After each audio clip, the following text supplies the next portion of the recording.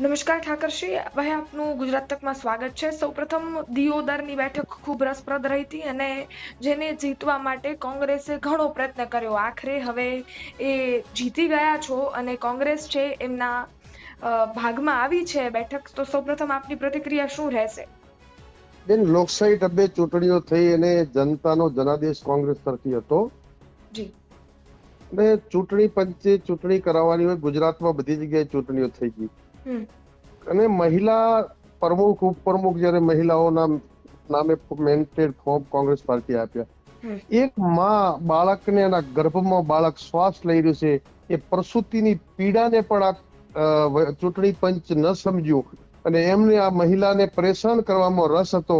એ ચૂંટણી અધિકારીએ માનવતાને શરમસાર કરે, ગુજરાતની ધરતીને ગુજરાતના નાગરિકોનું માથું શરમથી ઝૂકી જાય એવું ખરાબ વર્તન કરીને પહેલા જ દિવસે ચૂંટણી રદ કરી. બીજા દિવસે કીધું 11 વાગ્યે છે, પાછા 12 વાગ્યા સુધી રાહ જોઈ તો અધિકારીની ફોન આવ્યો કે 3 વાગે આવે છે. 3 વાગ્યા એટલે ચૂંટણી રદની જાહેરાત કરી. એટલે ગુજરાતની નારી શક્તિનું અપમાન. અને પ્રસૂતિની પીડા તો એક માતા સમજી શકે વેદનાને. એ જે પ્રસૂતિની વેદના સમજતી હતી, એ વેદનાને ચૂંટણી પંચ અને સરકાર ન સમજી. એ રાવણના રાજ જેવું અહંકારી રાજ હતું. અને જ્યારે નારી શક્તિનું અપમાન કર્યું છે ત્યારે યુદ્ધો થયા છે. અને રાવણ જેવી લંકા પણ ધરાશયી થઈ હતી. દ્રૌપદીના ચીર હરણ થયા હતા તો કૌરવોનો પણ વિનાશ થયો હતો. એમાં ભાજપનો વિનાશ થવાની અણી ઉપર છે. ત્યારે કણસથી મહિલા, એના ગર્ભમાં શ્વાસ લેતું બાળક, એની વેદના આ કુંભકર્ણની નિંદ્રામાં સૂતેલા ચૂંટણી પંચ અને ભાજપની સરકારને ન સમજાણી. પરંતુ આખરે સત્યનો વિજય થયો.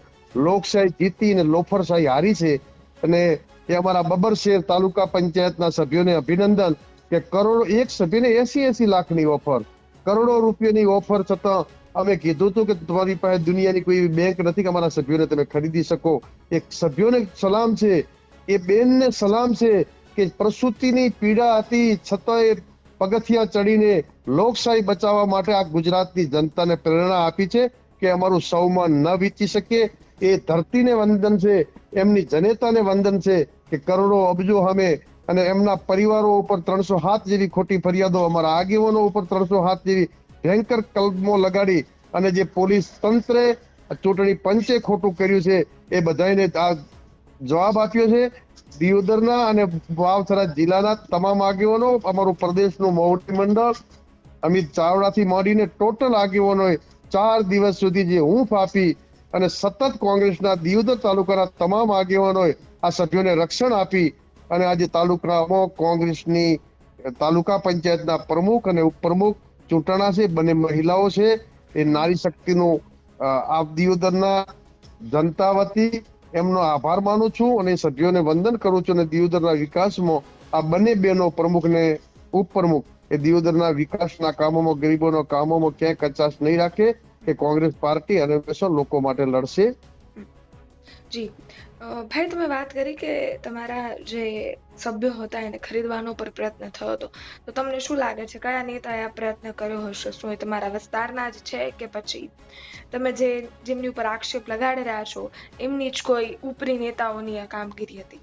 પરદેશના ઘણા બધા નેતાઓ સમાજવાદી હતા. એ પણ આ સભ્યો પોતપોતાના જે સમાજના હતા, ભાજપના નેતાઓ, અને એમના સમાજના તાલુકાના સભ્યો હતા, એમના દ્વારા પણ ત્યાં બોલાવવાના પ્રયત્નો થતા હતા.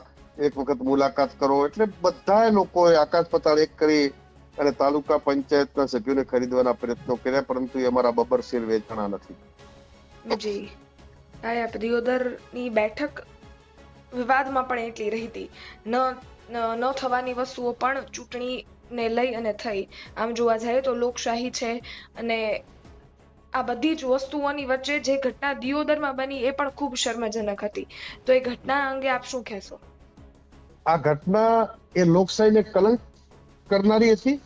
ચૂંટણી પંચ એ તટસ્થ હોય છે અને એમને ચૂંટણી કરાવવાની ફરજ હતી. એની જગ્યાએ ચૂંટણીની તારીખો વારંવાર ખેલે.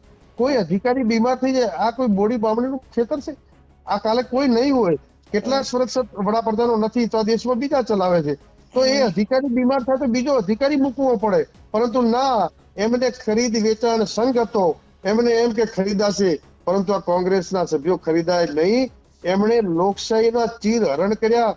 એક પ્રસૂતિની પીડાથી કણસતી મહિલાનું અપમાન કરનારી આ ભાજપે એ મહિલાની પીડાને પણ વેદના ન સમજી અને ક્રૂર બનીને આ ભાજપની સરકાર આ તમાશો જોઈ રહી. આખા ગુજરાતની જનતાનું માથું ઝૂકતું હતું કે એક કણસતી એના ગર્ભમાં બાળક શ્વાસ લેતું હતું અને માતાને પરેશાન કરવાના જે કાવતરા કર્યા એમને કુદરત ક્યારે માફ નહીં કરે.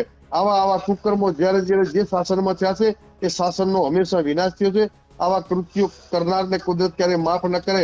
અને આ ગુજરાતના તમામ મીડિયાનો દિલથી આભાર કે મીડિયાએ સત્ય બતાવવા માટે દિયોદર તાલુકા પંચાયતમાં જે ચીરહરણ થઈ રહ્યું હતું, લોકશાહીની હત્યા થઈ રહી હતી, ત્યારે ગુજરાતનું મીડિયા તટસ્થ બનીને અવાજ નિભાવ્યો. એ બદલ આપના માધ્યમથી હું ગુજરાતના મીડિયાને પણ સલામ કરું છું કે આપે આ હિંમત બતાવી છે. જેણે કોંગ્રેસ પાર્ટીના પડખે ઉભા રહે, સત્યની પડખે ઉભા રહ્યા છે, એ તમામ ગુજરાતીઓને ખૂબ ખૂબ શુભેચ્છાઓ. જી ઠાકરસિંહભાઈ, આપ અમારી સાથે જોડાયા. દિયોદર તાલુકા બેઠકમાં ખૂબ વિવાદો થયા, ખૂબ ઘણી બધી વસ્તુઓ થઈ અને સાથે જ તમે જીત્યા છો એને લઈને પણ અમારી સાથે વાત કરી. કોંગ્રેસ જીત્યું છે એને લઈને વાત કરી, તે બદલ આપનો ખૂબ ખૂબ આભાર ભાઈ.